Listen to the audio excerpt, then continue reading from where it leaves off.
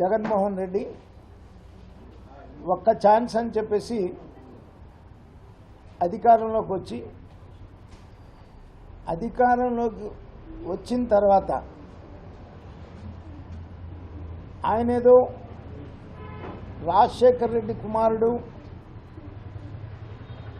రాజశేఖర్ రెడ్డి గారి పాలనలాగా ఉంటుంది అనేటువంటి ఒక భ్రమతో ప్రజలు అవకాశం ఇస్తే ఇచ్చినటువంటి అవకాశాన్ని ఆయన అధికారంలోకి వచ్చినప్పటి నుండే, వచ్చిన క్షణం నుండే దుర్వినియోగం చేయటం, ప్రతిపక్షాలను అవమానించడం, బజారు భాష. ఆ రోజు నేను ఇదే ప్లేస్లో రాష్ట్ర బీజేపీ అధ్యక్షుడిగా ఈ భాష మీద అనేక మార్లు మీడియా మిత్రులతో మాట్లాడినటువంటి సందర్భం. ఎందుకంటే ఏదో బస్టాండ్ల దగ్గర జేబులు కొట్టుకునే వాళ్ళు మాట్లాడినట్టుంది తప్ప బాధ్యత కలిగినటువంటి ప్రజాప్రతినిధుల్లాగా మంత్రుల్లాగా లేదు అనేటువంటి విషయం ఆ రోజున బీజేపీలో ఉండి మాట్లాడినటువంటి విషయం కూడా మళ్ళీ ఒక్కసారి మీ ద్వారా ప్రజలకు గుర్తు చేస్తూ ఉన్నాను. ఎందుకంటే ప్రజలు వెంటనే జరిగింది మర్చిపోతారు కాబట్టి. అలాగే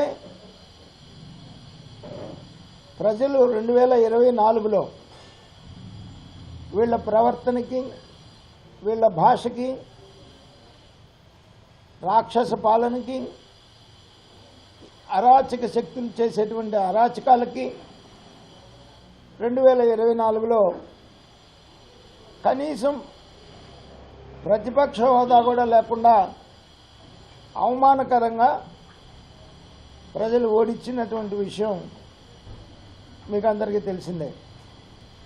అయినా బుద్ధి వస్తుందేమో అనేటువంటిది అనుకున్నాం.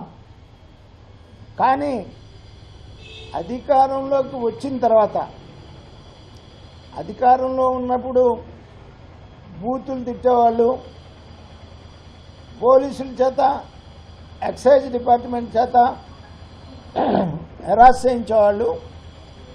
కానీ ప్రతిపక్షంలోకి వచ్చిన తర్వాత బూతులతో పాటు మేము పొట్టేళ్ళని నరికినట్టు మెడకాయలు నరుకుతామని బెదిరింపుకు దిగుతున్నారు. వీళ్ళ బెదిరింపులకు బెదిరేవాడు ఎవడు లేడు ఇక్కడ.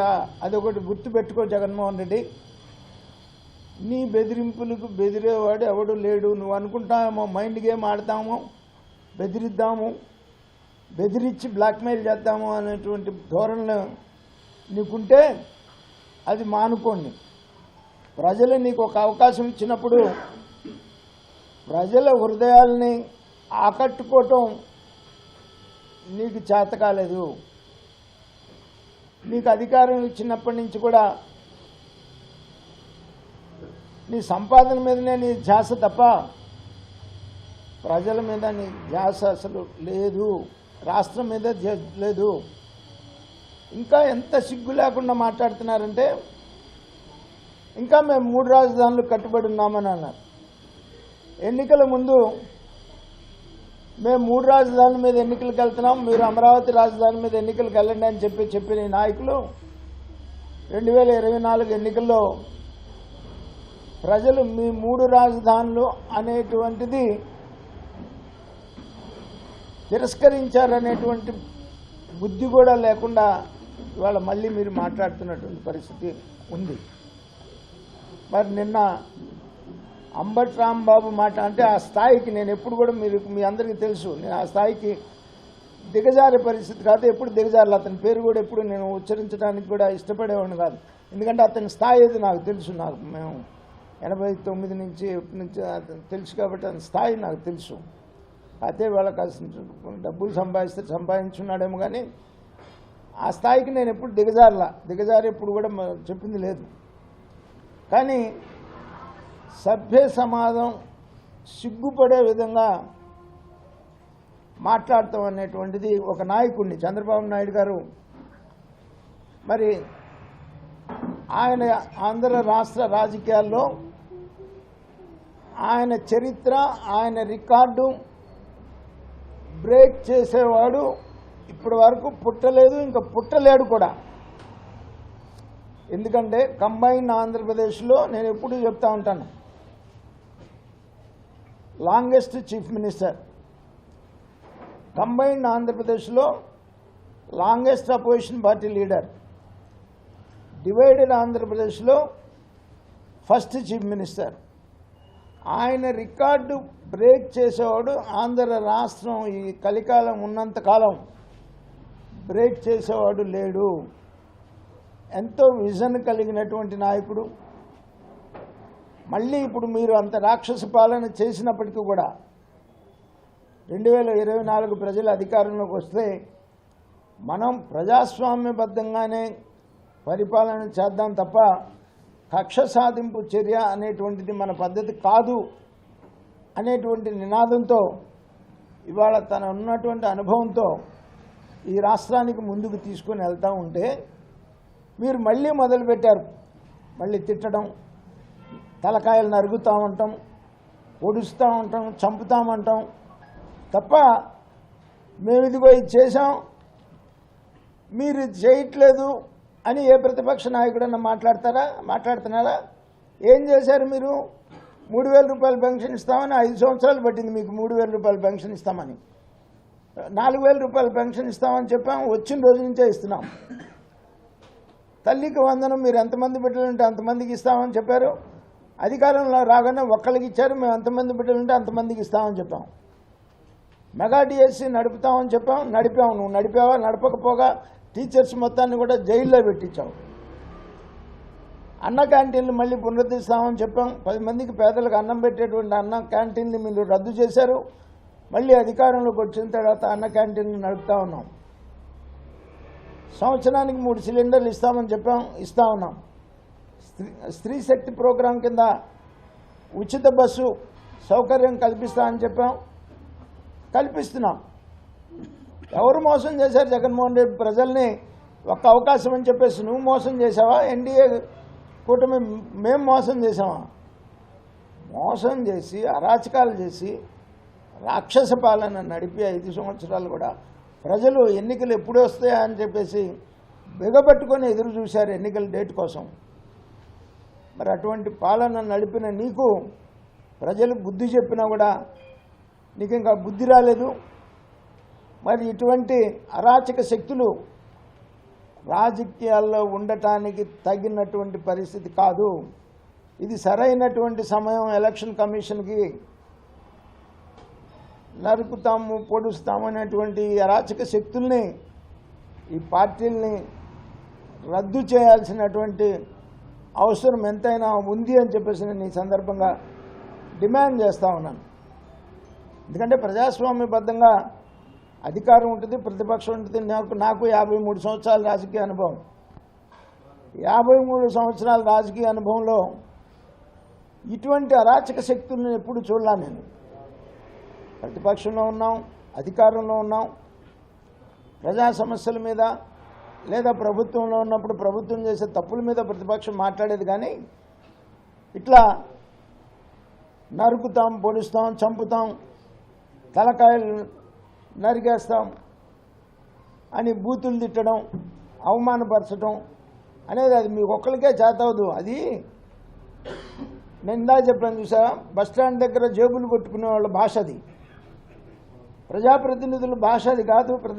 ప్రజాప్రతినిధి అనేటువంటి వాడు నిజంగా ప్రజాప్రతినిధి అయితే ప్రజా సమస్యల మీద పోరాడతారు, కానీ బూతులు తిట్టి కాదు.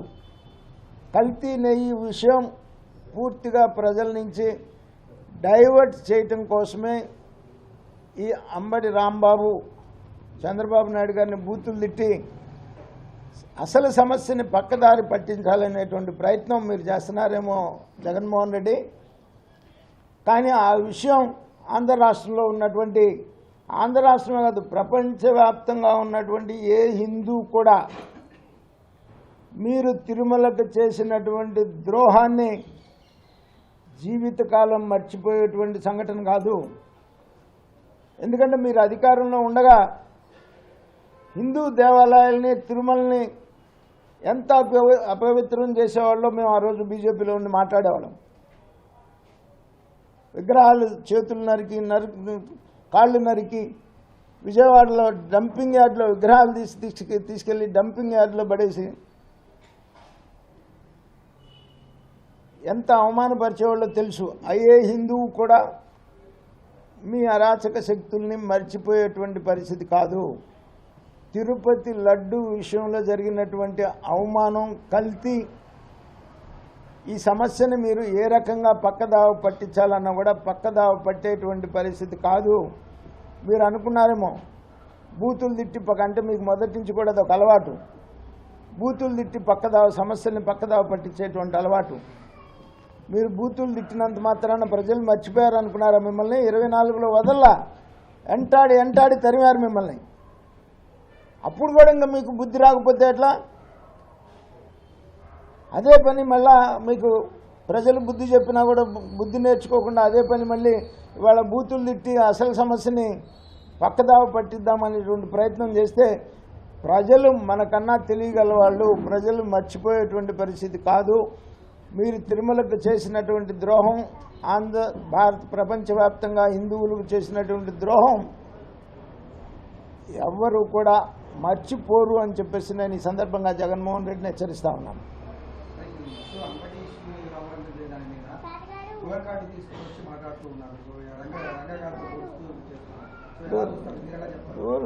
రంగా గారికి అంబటి రాంబాబుకి ఏం పోలుస్తారండి? ఏం పోలుస్తారు? రంగా గారు ప్రజానాయకుడు, వీళ్ళు చిల్లర నాయకులు. పైగా ఇదొక వ్యక్తిగత సమస్య. ఇప్పుడు ఆయన ఒక నాయకుడిని బూతులు తిట్టాడు.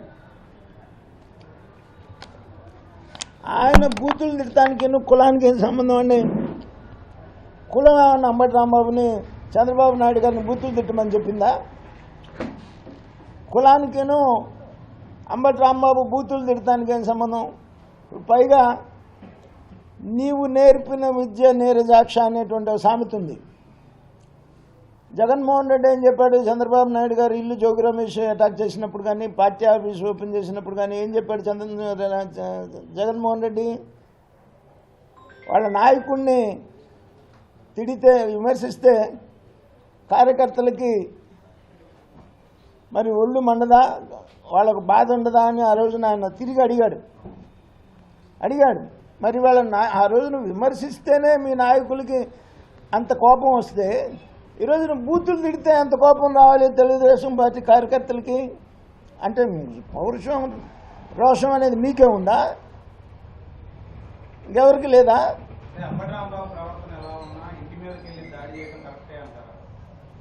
ఇప్పుడు అదే ఇప్పుడు చెప్పింది. ఇప్పుడు నీవు నేర్పిన విద్య నీకు నీరజాక్ష అని జగన్మోహన్ రెడ్డి చెప్పినటువంటి మాటలు ప్రజలు మర్చిపోలేదు. దీన్ని బట్టి ఆయన ఏం చెప్పాడు? ఆ రోజున చంద్రబాబు నాయుడు గారు ఇల్లు అటాక్ చేసిన రోజున కానీ, తెలుగుదేశం పార్టీ అటాక్ చేసిన రోజున కానీ, ఆఫీసు అటాక్ చేసిన రోజున కానీ వాళ్ళ నాయకుడిని విమర్శిస్తే కార్యకర్తలుగా ఆ మాత్రం రోషం రాదా అని చెప్పేసి మాట్లాడాడు. ఏ కదా ఆయన మాట్లాడిన మాటలు. హిట్ టీవీ యాప్, ఇందులో short news, live news, entertainment shows, movies, digital magazines తో పాటు మీ జిల్లా వార్తలను కూడా ఫ్రీగా చూడొచ్చు. ఇంకెందుకు ఆలస్యం? వెంటనే హిట్ టీవీ యాప్ ని డౌన్లోడ్ చేసుకుని ఫ్రీగా ఎంటర్టైన్మెంట్ పొందండి. Hit TV app. Hit TV app. Please download hit TV app. Hit TV app ని ఫ్రీగా డౌన్లోడ్ చేసుకుని ఎంజాయ్ చేయండి. మీకు నచ్చిన ఎంటర్టైన్మెంట్ కోసం హిట్ టీవీ యాప్ ని ఫ్రీగా డౌన్లోడ్ చేసుకుని ఎంజాయ్ చేయండి. హిట్ టీవీ యాప్ ని డౌన్లోడ్ చేసుకుని ఆస్వాదించండి, ఆశీర్వదించండి. ఇంతమంది సెలబ్రిటీలు హిట్ టీవీ యాప్ ని డౌన్లోడ్ చేసుకోండి అని చెప్తున్నారంటే ఎంత మంచి యాప్ ఆలోచించండి. అమెరికా అమెరికాలో చదవాలనుకునే వాళ్ళకి విశ్వసనీయమైన పేరు మన శౌర్య కన్సల్టెన్సీ. UK లో 1 year masters, UK లో 1 year masters, 2 years work permit up to 5 years visa. Contact Saurya Consultancy. Contact 89851 89851.